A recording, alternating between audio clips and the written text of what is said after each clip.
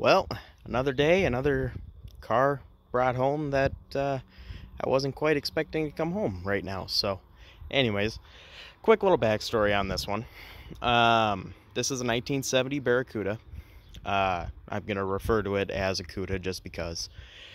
But this car has plates from 1980. I believe that's when it was wrecked. As you can see, there's the quarter. It pushed the frame rails a little bit. I'll get to that later.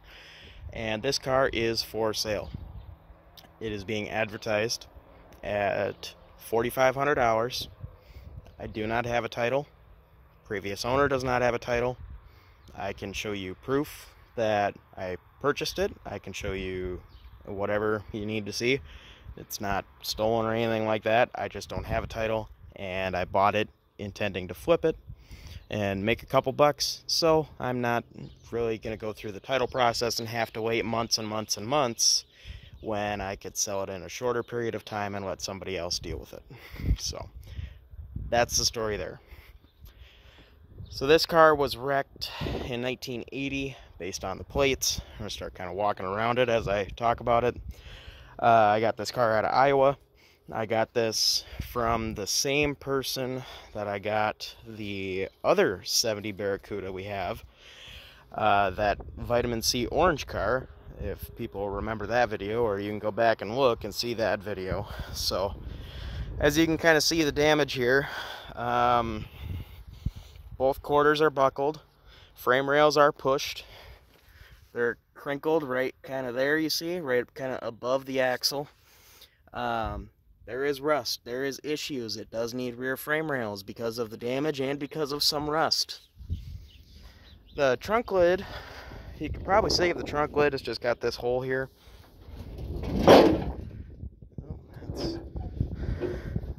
But you can see trunk pan, trunk floor, trunk extensions. It needs all the typical stuff. And I'll be very clear and straightforward. Anybody that's saying, oh, it's just a parts car, oh, I would never buy that, I would never go through that size of a project or something. Yeah, well, go take a complete Cuda that, you know, is sitting in a yard somewhere and tear it all down, and then take this one and tear it all down and remove all the rusty metal. I bet they don't look that different. So, anyways, the interior, some of it's there, some of it's not. The floors have the carpet on it still. I would assume that it needs floors. And the rear floor, kind of same thing. The roof seems to be all good. The cowl, which are very, very, very commonly rusty on e-bodies, this one appears to be very, very nice. Firewall, very nice. Inner fenders are very nice, except right by the battery tray. There's one little spot, kind of by that hole there. You can see it's shaped funny. This inner fender, very nice. That frame rail appears to be nice. I believe it gets a little bit soft back by the torsion bar cross member. And this frame rail is nice up until about that point where that cinder block is holding it up. It starts to get rusty there, and there's a couple little spots on the torsion bar cross member that are rusty. So, and I'll be honest and as fair as I can about the car. I will not lie to anybody. I'll never tell somebody, oh, it was a really nice car. You know, it needs work. It's not that crazy nice. The door needs work. There's probably going to be a rust hole there. Same with the fender right there. But nice thing about Cudas is they make all the stuff for them. They make quarters, they make frame rails, they make trunk pans, they make extensions, they make torsion bar cross member, they make everything. They make floors. I think the only things that they don't make is a couple of little roof pieces. You could almost practically order a Cuda out of a catalog. And I think you actually could for a while. But it's just a standard dash, but it is a, as you can see here by the color, it's a FK5 burnt orange. Of course, that door opened a minute ago, but now it doesn't.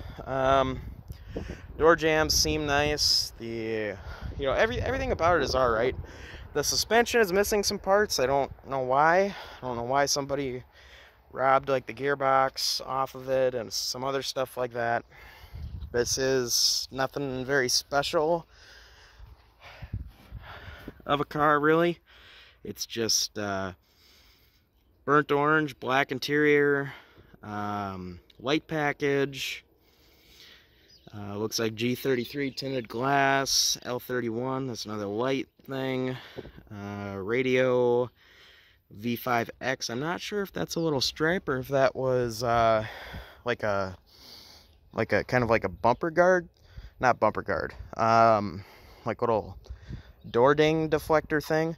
But there's what looks like remnants of a black side stripe of some sort, which I'm assuming is the V5X. I'd have to look at my actual book for that. But pretty nice car. The car is located in Farmington, Minnesota. Zip code 55024.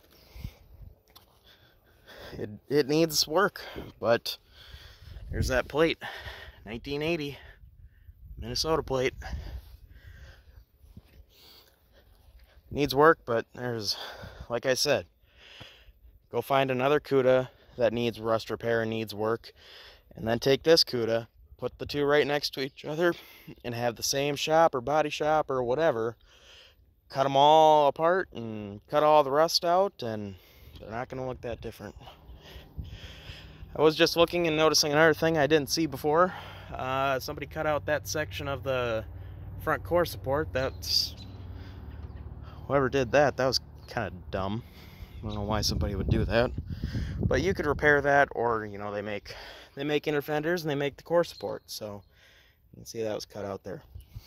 But anyways, if you want to see more videos on this and another in-depth walk around, or if you want to see a video of the underneath of the car or anything at all, you can email me or you can comment here. My email is RyanBarsnessYT@gmail.com.